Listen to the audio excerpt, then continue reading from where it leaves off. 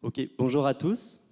Alors donc je vais commencer les présentations des challenges par vous présenter le challenge de Plume Labs qui porte sur la prédiction du taux de particules fines dans l'air.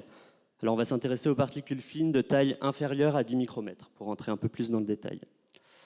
Alors pour mettre les choses en contexte, donc Plume Labs, on est une entreprise dont le but est de fournir aux individus, aux particuliers, des données très précises sur leur exposition à la pollution.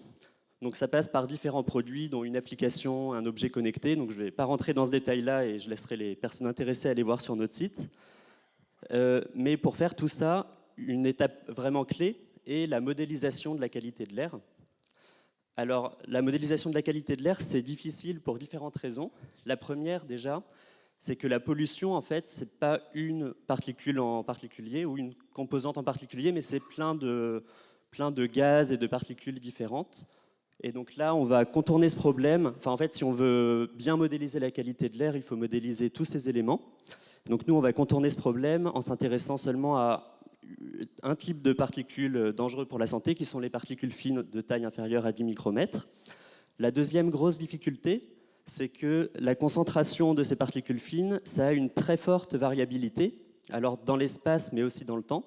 Donc là, on voit sur la carte en bas à droite, par exemple, c'est un output de nos modèles sur la ville de Londres, où on voit donc en vert, c'est très peu pollué, en rouge, c'est très pollué. Donc on voit qu'il y a une très forte variabilité avec une constante d'espace qui est assez faible. En fait, quand on se déplace de 50 mètres, le taux de pollution peut varier énormément. Et en fait, on a dans les grandes villes en général, alors ici un facteur 8, mais ça peut aller jusqu'à 10 ou 20 entre les coins les moins pollués et les coins les plus pollués. Et la deuxième difficulté, c'est ce qu'on voit à gauche, c'est que les réseaux de monitoring de la pollution sont très sparses. C'est-à-dire que dans une ville comme Londres, on connaît les valeurs seulement à une vingtaine de points à peu près. Et étant donné la variabilité, on va donc avoir besoin de passer par des modèles pour extrapoler ce qui se passe à ces 10 ou 20 points partout dans la ville avec une précision beaucoup plus importante. Donc c'est vraiment ce problème-là auquel on va s'intéresser dans ce challenge. Donc pour cela, le jeu de données que l'on fournit, c'est donc la variable à prédire, c'est la concentration à une heure donnée du taux de particules fines. Donc on fournit ces mesures-là à 116 stations de mesure de la pollution partout en Europe, tout au long de l'année 2017. Donc ces 116 stations, on les a découpées en un training set. Donc c'est 85 stations, ce qui donne 695 000 points. Donc c'est à peu près 85 fois 365 fois 24 parce qu'on a des données horaires sur un an. Et dans le jeu de données de test, on a les 31 stations restantes. Et donc on veut en fait prédire ce qui se passe à ces stations en fonction de ce qui se passe et des mesures, des taux de particules fines mesurés aux stations de l'échantillon d'apprentissage. Alors, donc associé maintenant à chaque mesure de particules fines, on a un ensemble de features donc, qui se regroupent en 3 types de features. Les premiers types de features, c'est les taux de particules fines aux 10 stations de mesure les plus proches. Donc là, on se dit que pour prédire ce qui se passe à un point donné de l'espace, on va utiliser les infos que l'on a aux 10 stations les plus proches, ainsi que la distance à ces 10 stations. Donc un deuxième type de features maintenant, c'est ce qu'on appelle les land use features, qui sont en fait des features calculées à partir de l'urbanisme du terrain. Donc on a typiquement des jeux de données qui nous disent, par exemple, dans une ville comme Paris, où sont les parcs, où sont les parcs, les zones résidentielles, les zones industrielles, par exemple. Et on utilise ces données pour construire des features qui, donc, à l'endroit où sont localisées les stations de mesure de la pollution, on va connaître la proportion de zones résidentielles à 100 mètres ou à 500 mètres, la proportion de zones industrielles à 100 mètres ou à 500 mètres, et enfin la proportion de zones vertes à 100 mètres ou à 500 mètres, qui bien sûr ont un gros impact sur le taux de pollution, parce qu'une station de mesure qui est en plein milieu d'un parc va avoir des niveaux de pollution mesurés beaucoup plus faibles qu'une station qui est en plein milieu d'une zone industrielle, par exemple. Le dernier type de features, c'est des features liées au réseau routier, qui sont en fait une sorte de proxy du trafic automobile qui va bien sûr générer beaucoup de particules fines et beaucoup de pollution. Et donc ce que l'on fournit est la longueur de route autour de chaque station de mesure, et avec une autour à 25 mètres et à 100 mètres.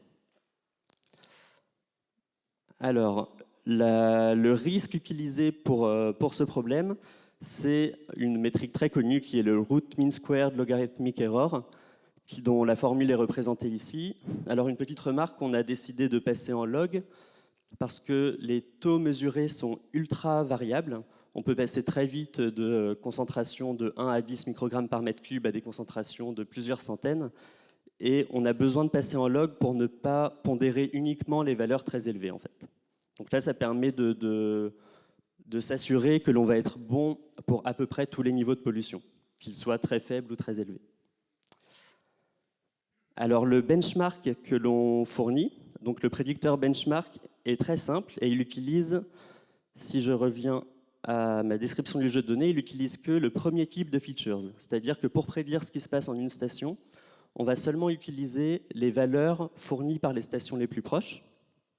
Et on n'utilise pas du tout dans ce benchmark les features de l'end use et calculées à partir du réseau routier. Et donc, on se dit que la prédiction en une station, c'est une moyenne pondérée de ce qui se passe aux 10 stations autour, et on utilise comme pondération l'inverse à la distance à la station. Et on obtient un score sur le jeu de test, donc sur les stations que l'on n'a pas du tout vues dans l'apprentissage, qui est de 0,16. Donc on espère que vous arriverez à faire beaucoup mieux justement en utilisant les features de l'end use et calculées à partir du réseau routier.